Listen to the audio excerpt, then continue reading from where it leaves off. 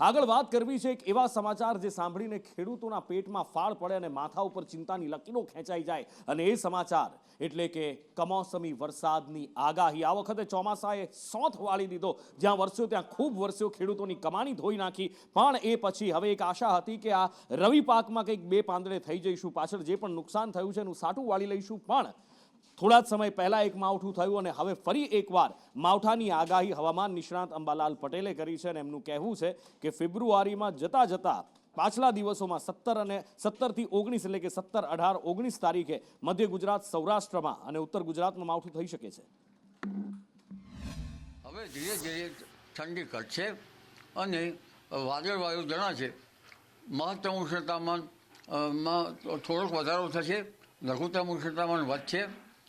પરંતુ ઉલ્લેખનીય છે કે તારીખ 14-15 આસપાસ પણ એક બીજું વેસ્ટર્ન ડિસ્ટર્બન્સ આવશે.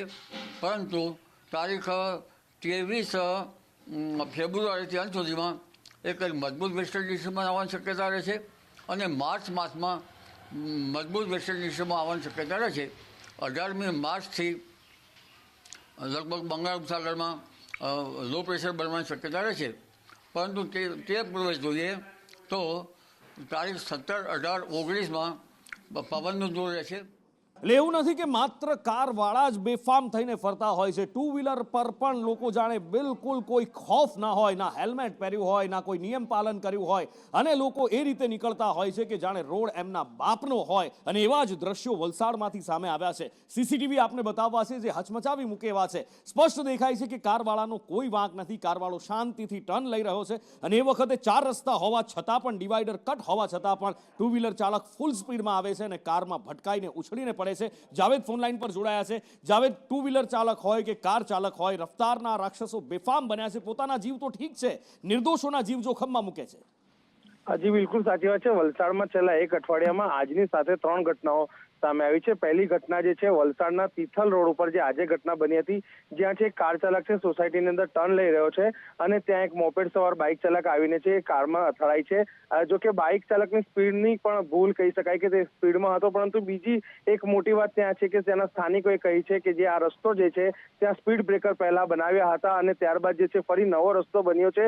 અને નવો રસ્તો જે કોન્ટ્રાક્ટરે બનાવ્યો છે એ સ્પીડ બ્રેકરના ઉપરથી બનાવ્યો છે, જેના કારણે સ્પીડ બ્રેકર જે છે એ દટાઈ ગયા હોવાથી જે છે રસ્તો હવે ખુલ્લો થઈ ગયો છે અને ત્યાં જે છે લોકોની સ્પીડની ગતિ વધી છે, જેના કારણે અકસ્માત સર્જાયો છે. એટલે ક્યાંક ને ક્યાંક માર્ગ અને મકાન વિભાગની અને કોન્ટ્રાક્ટરની પણ બેદરકારી છે, જેના કારણે અકસ્માત થયો છે. બીજી તરફ 4 લેન રોડ જે છે વલસાડથી ખેરગામને જોડે છે, ત્યાં પણ જે છે એક અઠવાડિયાની અંદર 2 મોટા અકસ્માત સામે આવ્યા છે. એક બાઇક ચાલક જે છે એક અપંગ સાયકલ સવાર છે તેને ટક્કર મારે છે અને એક કાર ચાલક છે એક લારી વાળાને ટક્કર મારે છે. ત્યાં પણ જે છે સ્પીડ બ્રેકર નથી બનાવવાના કારણે જે છે આ રસ્તા ઉપર જે છે વાહન ચાલકોની ગતિમાં વધારો થયો છે, જેના કારણે અકસ્માતો વધી રહ્યા છે. ટ્રેપના એ આરોપીઓ જે સુવાળી જાળ પાથરતા, લોકોને જાળમાં ફસાવતા અને એને લૂંટવાનો કારસો ઘડતા હતા, અને એમાં એક રેસ્ટોરન્ટ માલિક ફસાઈ ગયો અને એવો ફસાયો 5 લાખ રૂપિયાની માંગણી કરવામાં આવી. પૈસા હતા નહીં, આબરૂ જવાનો ડર હતો અને એણે અંતિમ પગલું ભરી લીધું. સુરતમાં તાપી નદીમાં છલાંગ લગાવી અને જીવ આપી દીધો. પોલીસે એ નરાધમોને ઝડપી પાડ્યા છે અને એમનું સરઘસ કાઢવામાં આવ્યું છે. જો કે પોલીસ ખુદ ડીઆઈજી કહી રહ્યા છે કે આ સરઘસ નહીં પણ ઘટનાનું રિકન્સ્ટ્રક્શન છે. એટલે પોલીસની ટેકનિકલ ભાષામાં કહીએ તો રિકન્સ્ટ્રક્શન છે અને નેતાઓની ભાષામાં કહીએ તો આ સરઘસ વરઘોડો નીકળી રહ્યો છે. મનીષ જોડાયા છે મારી સાથે. મનીષ પાસેથી વિગતે જાણીએ કે કેવી રીતે લોકોને ફસાવતા અને આ કેસની ડિટેલ શું.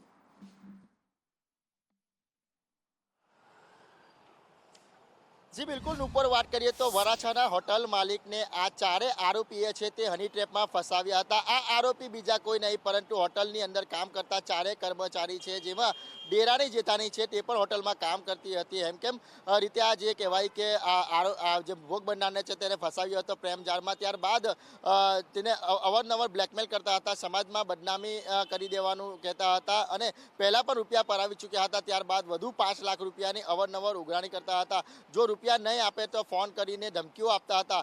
સમગ્ર ઘટનાને લઈને જે આ ફરિયાદી છે, ભોગ બનનાર છે, તે નાસીપાસ થઈ ગયો હતો અને જે કહેવાય કે તાપી નદીના કિનારે પુલ પર બેસીને તેને એક વિડીયો પણ બનાવ્યો હતો અને વિડીયોમાં પોતાની આપવીતી કહી હતી કે કઈ રીતના તેને આ લોકો હેરાન પરેશાન કરતા હતા, ફસાવ્યો હતો અને એક જ માંગ કરી હતી કે તેના મોત બાદ આ ચારે આરોપીની જે કહેવાય કે કડકમાં કડક સજા થાય તેવી માંગ કરી હતી. સમગ્ર ઘટના બાદ જે કહેવાય કે તેને તાપી નદીમાં કૂદીને આત્મહત્યા કરી લીધી હતી. ત્યારબાદ આ જે આરોપીઓને ખબર પડી હતી ત્યારે આરોપીઓ છે તે ફરાર થઈ ગયા હતા, પરંતુ વરાછા પોલીસને ખબર પડી હતી કે આ આરોપીઓ છે તે પોતાના વતન ભાવનગર લક્ઝરી બસમાં બેસીને ભાગી જવાના છે. ત્યારે પોલીસને માહિતી મળતા ત્યારે તારાપુર ચોકડી છે, ત્યાં તારાપુર ચોકડી પાસે આ લક્ઝરી બસની પીછો કરીને તેમને આંતરી આ ચારે આરોપીની ધરપકડ કરી લીધી છે અને આ જે ઘટનામાં 2 આરોપી છે તેને હોટલવાળા વિસ્તારમાં લઈ જઈને રિકન્સ્ટ્રક્શન કરાવવામાં આવ્યું છે અને કાયદાનું ભાન કરવામાં આવ્યું છે. તેને તે જ વિસ્તારમાં ફરાવવામાં આવ્યા છે અને જે કહેવાય કે લોકોની સમક્ષ મૂકવામાં આવ્યા છે કે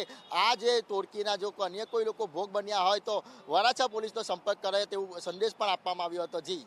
અને કેવી રીતે આ ટોળકી પોતાની જાળમાં લોકોને ફસાવતી, કેવી રીતે જાળ પ્રસરાવતી હતી અને આખરે એ હોટલ માલિક સાથે શું કર્યું હતું કે એને આવું અંતિમ પગલું ભરવું પડ્યું, એક ડિટેલ 10:25 રાત્રે ક્રાઇમ એલર્ટમાં આપને બતાવીશું. પણ આગળ હવે વાત કરવી છે આશા વર્કર બહેનોની. છેલ્લા ઘણા લાંબા સમયથી આશા વર્કર બહેનો વિરોધ કરી રહી છે. પોતાની 22 માંગણીઓ છે, વર્ષોથી પડતર માંગણીઓ છે અને બસ એ માંગણીઓ સંતોષવા માટે માંગ કરી રહી છે. પણ એવું લાગે છે કે જાણે એમનું કોઈ સાંભળવા વાળું નથી, એમનું કોઈ બેલી નથી અને આખરે તેમણે વિરોધ પ્રદર્શનનું શસ્ત્ર ઉગામવું પડ્યું હતું. અમદાવાદ કલેક્ટર કચેરી બહાર વિશાળ રેલી કાઢવામાં આવી અને પોતાના 22 પ્રશ્નોની વહેલામાં વહેલી તકે સમાધાન આવે તેવી માંગણી કરવામાં આવી.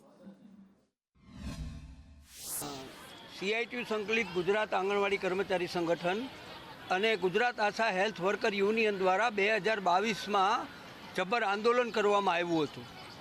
ગુજરાત સરકાર સાથે કોર મિનિસ્ટરો સાથે વાતચીત કરવામાં આવી હતી અને એમણે વચન આપ્યું હતું કે આગામી બજેટમાં આંગણવાડી વર્કર અને આશા વર્કરને માટે પગાર વધારા સહિતના પ્રશ્નોનો ઉકેલ લાવવામાં આવશે. આજે 2022માં ચૂંટણી પૂરી થઈ ગયા પછી સરકાર કોઈ પણ પ્રકારનું દાદ દેતી નથી. ગુજરાત આંગણવાડી કર્મચારી સંગઠન એક ઘણા વર્ષોથી અમે માંગણી લઈને બેઠેલા છે રાજ્ય સરકાર અને કેન્દ્ર સરકાર સામે. પણ હાલની પરિસ્થિતિ એવી છે કે કેન્દ્ર સરકારે 2018 પછી 1 રૂપિયા પણ પગાર વધારો આપ્યો નથી. આ બીજું બજેટ ગયું તેમ છતાં કોઈ જાહેરાત કરવામાં આવી નથી. રાજ્ય સરકારે પણ 2022 અમદાવાદમાં આંગણવાડીની બહેનો અને આશા વર્કર બહેનો પોતાની અલગ અલગ 22 પડતર માંગોને લઈને મોટી સંખ્યામાં વિરોધમાં ઉતરી છે. સીધા જે દ્રશ્ય ત્યાં જોવા મળે છે, 2000થી પણ મોટી સંખ્યામાં તમામ બહેનો છે તે વિરોધ પ્રદર્શનમાં જોડાઈ છે. પોતાની પડતર માંગો જે સમયે કેન્દ્ર સરકાર દ્વારા ડિજિટલ મોબાઈલની જાહેરાત કરવામાં આવી હતી તે મોબાઈલના અડધી મોટી સંખ્યામાં મોબાઈલની સુવિધા છે તે લોકોને મળી નથી તેવી માંગો સાથે અહીંયા મેદાનમાં ઉતરી છે. બેન, કઈ માંગ છે તમારી? પગાર વધારવાની કામગીરી એટલી છે તો માંગ તો હોય જ ને. કાયમી સરકારી ગવર્મેન્ટ છે, અમારી જે કાયમી ગવર્મેન્ટ જે જોબ માટે જે એપ્લાય એમને કામ કરવા માંગે છે તો એ પ્રમાણે જે સેલેરી તો છે નહીં અમારી. જરૂર એટલે પગાર વધારાથી લઈને પૂરતું વેતન પણ મળતું નથી. તે પ્રકારની અલગ અલગ માંગોને લઈને મોટી સંખ્યામાં અહીંયા વિશાળ રેલી યોજીને એક વિરોધ પ્રદર્શન છે તે કરવામાં આવ્યું છે. આગામી દિવસમાં જ્યારે હવે ગુજરાત સરકારનું જે બજેટ બહાર પાડવાનું છે ત્યારે તમામ માંગો છે તેમની પૂરી ન થાય ત્યાં સુધી આ જ રીતે લડી લેવાની આશા વર્કર બહેનો અને આંગણવાડીની બહેનોની ચીમકી છે તે ઉચ્ચારવામાં આવી છે. કેટલીક બહેનો છે એમને બી પૂછીશું. બેન, કઈ માંગો સાથે વિરોધમાં છો તમે? કાયમી કરો. કેટલી હાલાકી પડે પગાર છે? વધારે બહુ કષ્ટે પડે. ક્યાંથી આવે છો? સાવરકુંડલા. જરૂર એટલે મોટી સંખ્યામાં જિલ્લાઓમાંથી પણ તમામ જે બહેનો છે તે અહીંયા આવી છે અને જે વિરોધમાં અહીંયા જોડાઈ છે. અંદાજિત આજે અમદાવાદ શહેરમાં કલેક્ટર કચેરીથી સાબરમતી સુધીની જે આ રેલી યોજાઈ હતી તે લાંબા સમય પછી અમદાવાદના આંગણે ઇન્ટરનેશનલ મેચ આવી છે. દુનિયાનું સૌથી મોટું સ્ટેડિયમ નરેન્દ્ર મોદી સ્ટેડિયમ, 1.25 લાખની કેપેસિટી અને આ સ્ટેડિયમ અત્યારે દુનિયાભરમાં પ્રખ્યાત છે કારણ કે હમણાં જ કોલ્ડ પ્લે કોન્સર્ટ પણ અહીંયા થયો હતો અને એની સાથે સાથે Guinness book of world record પણ બની ગયો હતો. પણ હવે લાંબા સમય પછી જેના માટે આ સ્ટેડિયમ બનેલું છે એ ક્રિકેટ મેચ આવી રહી છે. ઇન્ડિયા ઇંગ્લેન્ડ વચ્ચે આંતરરાષ્ટ્રીય વન ડે મેચ રમાવા જઈ રહી છે અને ટિકિટોનું ઓફલાઈન વેચાણ પણ સ્ટેડિયમથી થઈ રહ્યું છે. લોકો અહીંયા ટિકિટ લેવા માટે પડાપડી કરતા પણ જોવા મળ્યા અને લોકો ખૂબ ખુશ પણ છે કે લાંબા સમય પછી આવે છે મેચ, મજા આવશે. અમદાવાદના નરેન્દ્ર મોદી સ્ટેડિયમમાં ભારત અને ઇંગ્લેન્ડ વચ્ચેની ત્રીજી ODI મેચ રમાવાની છે અને આ મેચ માટેની ટિકિટનું વેચાણ અમદાવાદના નરેન્દ્ર મોદી સ્ટેડિયમમાં થઈ ગયું છે અને ઓફલાઈન ટિકિટનું વેચાણ થઈ રહ્યું છે. સરળતાથી જે ક્રિકેટ પ્રેમીઓ છે તેમને ટિકિટ મળી રહી છે. 12મી ફેબ્રુઆરીના રોજ આ મેચ અમદાવાદના આ સ્ટેડિયમમાં રમાનાર છે. આપણી સાથે કેટલાક ક્રિકેટ પ્રેમીઓ છે કે જે ટિકિટ લેવા માટે આવ્યા હતા અને તેમને ટિકિટ પણ મળી ગઈ છે. આ તમામ મિત્રો સાથે વાત કરશું. ટિકિટ મળી ગઈ છે, કેટલો આનંદ છે અને મેચને લઈને શું કહેશું? મેચ લઈને ખૂબ જ અમે ઉત્સાહિત છીએ. 12 તારીખે રોમાંચભરી મેચ થાય એવી ઉત્સાહપૂર્વક છે. ટિકિટ સરળતાથી તો નથી મળી. એમાં કેવું છે કે નીચેવાળી જે બધી સીટ્સ હતી એ બધી ફૂલ છે ને ઉપરના જે બ્લોક્સમાં છે ત્યાં ટિકિટ્સ હતી અવેલેબલ, તો એ જ લીધી છે. બાકી અત્યારે મેચના ટિકિટ્સ તો ફૂલ જ છે. વિરાટ કોહલીને જોવા માટે અમે બધા આવ્યા હતા અહીંયા, અને વિરાટ કોહલી પહેલાં ODIમાં નહોતા રમતા તો એવું લાગ્યું હતું કે કદાચ નહીં રમે તો પૈસા જરાક વેસ્ટ જઈ શકે, પણ અત્યારે આ સેકન્ડ ODIમાં રમે છે એટલે રમશે એટલે મજા આવશે ને જોવાની. વન ડે મેચ છે તે અમદાવાદના નરેન્દ્ર મોદી સ્ટેડિયમમાં રમવા જઈ રહી છે અને આ મેચની ટિકિટનું ઓનલાઈન તેમજ ઓફલાઈન વેચાણ પણ શરૂ થઈ ચૂક્યું છે, જેને લઈને ક્રિકેટ પ્રેમીઓમાં એક ઉત્સાહ જોવા મળી રહ્યો છે. કેમેરા પર્સન મુકેશ પરીખ સાથે પ્રતિક જાદવ, સંદેશ ન્યૂઝ, અમદાવાદ.